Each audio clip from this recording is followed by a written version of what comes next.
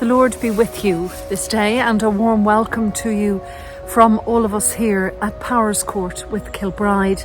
It's Sunday the 22nd of October, would you believe? The year is spinning away from us truly, and the tree above my head is almost completely bare. We have a squirrel, one if not two, who have seen to it that an awful lot of the chestnuts that fell have been buried efficiently, and the grass has grown with all the rain, so they have their store and their larder laid up very, very well for the winter time. You are very welcome to join us here for the next 15 or 20 minutes as we draw together in the presence of God in this small square. And so into that presence of the divine, we open with prayer.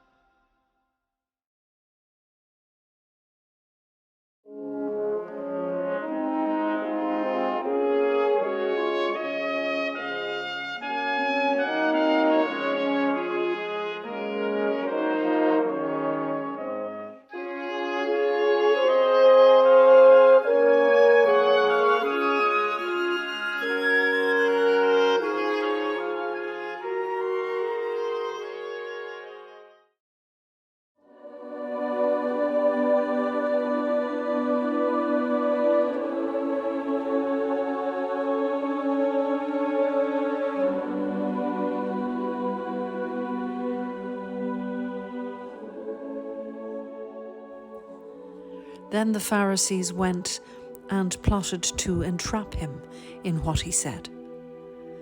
So they sent their disciples to him, along with the Herodians, saying, "Teacher, we know that you are sincere and teach the way of God in accordance with truth, and show deference to no one, for you do not regard people with partiality. Tell us, then, what you think. Is it lawful to pay taxes to the emperor or not?" But Jesus, aware of their malice, said, "Why are you putting me to the test, you hypocrites? Show me the coin used for the tax." And they brought him a denarius. Then he said to them, "Whose head is this, and whose title?" They answered, "The emperor's." Then he said to them, "Give therefore to the emperor the things that are the emperor's, and to God the things that are God's." When they heard this, they were amazed, and they left him and went away.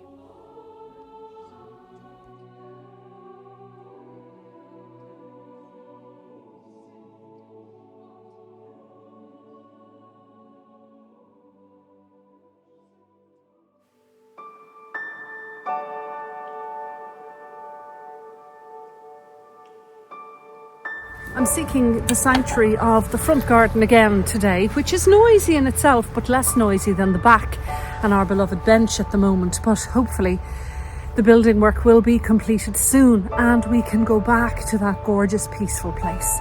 I've brought my little diary with me this morning because I had great cause to write a reflection on the events that took place on Friday of this week in the Radisson Blu Hotel, just around the corner from St. Patrick's Cathedral. This was the Mind Matters conference, and it drew clergy and their parishioners from all different parts of this land, and in presence with the Archbishop of Canterbury.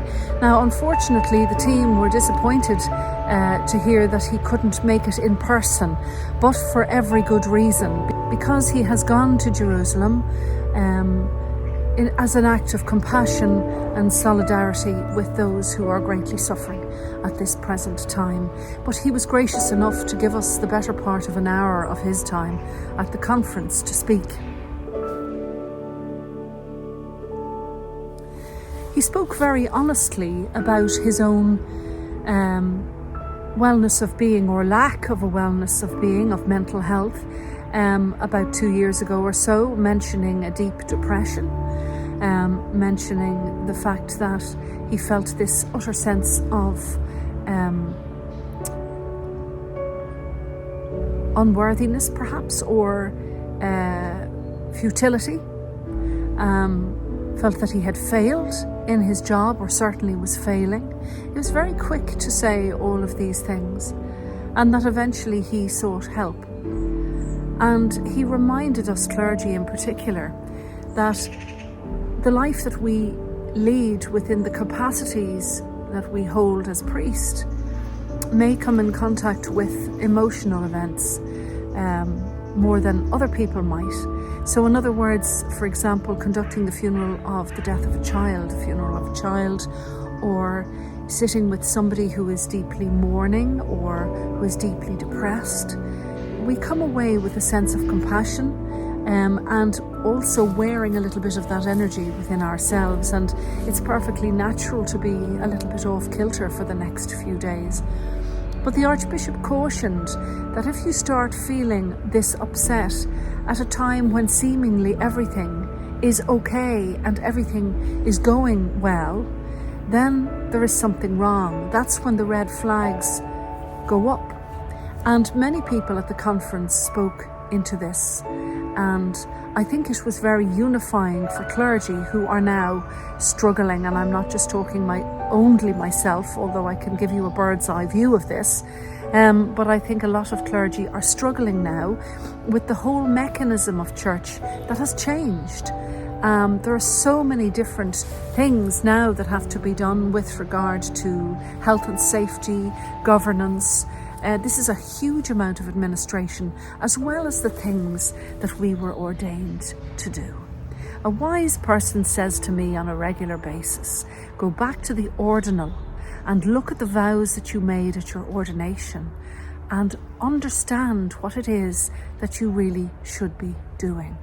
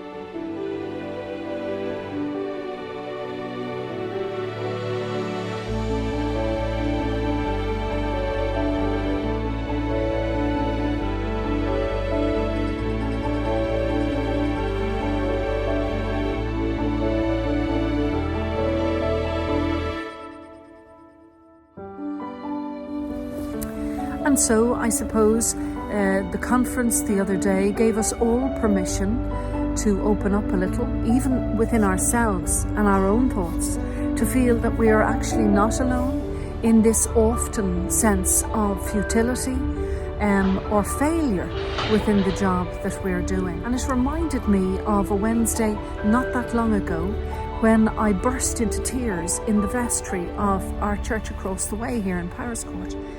And I was in the company of two of the angels that God has sent me in the form of parishioners who have become very good friends and who had the good grace to just stand quietly with me and to pray with me about my upset. But the interesting thing was this: I started to apologize to them in my crying. And the question was immediately asked of me, why? What are you sorry for? I said, I'm sorry because the rector shouldn't cry, because the rector needs to be strong. And the words had only left my mouth when I realised just how foolish they were. That I had bought or begun to rebuy into a system that had spanned centuries, this stiff upper lip, this let's just get on with it type of an attitude, which really, how has that been working for people? From my own perspective, I was afraid that they would be afraid, that they would look at me in that state and say, oh my goodness, our house, our church is in the hands of somebody who's falling apart at the seams. And they would be afraid for the leadership in this place. But as I say, sense overtook me immediately. And I suppose one of the main messages from all of this, from the conference today, is that real strength is not a stiff upper lip. Real strength is in vulnerability.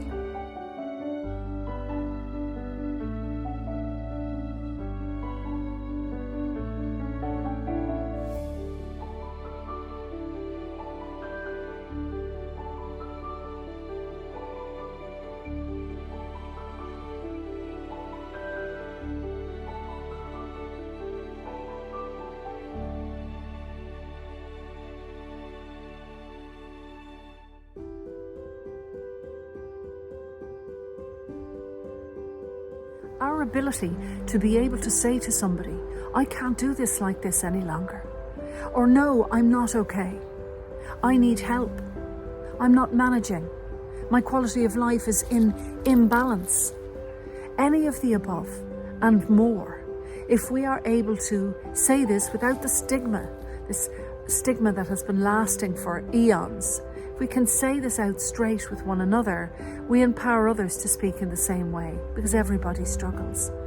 I realised in the vestry that day that what was happening to me in my tears was the release of the repression of a massive loss to me and our family, in the loss of two of my children to Australia, which as a mother I can tell you might as well be a different planet. That's a huge loss, and I had repressed it. And I had repressed the worry and anxiety that I felt, or had felt, observing somebody I love dearly in dreadful pain, with no apparent resolution. These were the things that I had repressed down with my stiff upper lip and how I present to the people of my congregation. I am entirely happy, blessed, lucky. I completely love the people in my care in this place, and I am so thankful to God to be here. But I'm telling you now, me and other clergy will not survive until retirement, living the life that we live at the present time. We need to be able to speak out to our congregations, and our congregations need to be able to speak out to us and to one another. To be able to come into our churches and feel that we are at home. To be able to join this huge community family and to feel that they are in a safe place. All are welcome across the broad spectrum of differences now in the world today. Mental health champions. We want to be champions of mental health. And I would welcome anybody's opinions or ideas as to how we can create the conversations that allow for people to start to heal from everything that they have repressed and withdrawn with for so very long. This is the heart of the Christ in action in this world today.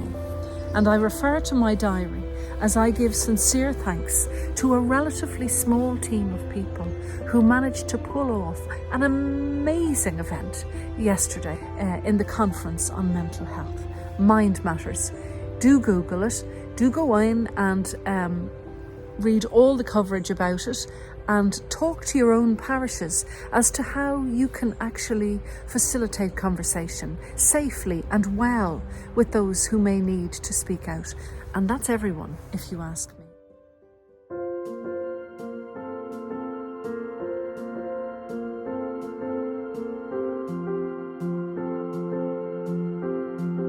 So my sincere thanks, and with no small element of pride, you'll understand my bias in this, when I say thank you to Eddie Hallisey, to Rebecca Fozzard, Chris Cody, Rob Dunn and Bishop Pat Story in organising not only the influential support of the marvellous Archbishop of Canterbury, but for this groundbreaking start within the whole Anglican community when it comes to drawing together and talking about mental health, both for our clergy in order that we sustain our church that is constantly changing, and among ourselves as a community of faith. Let's talk.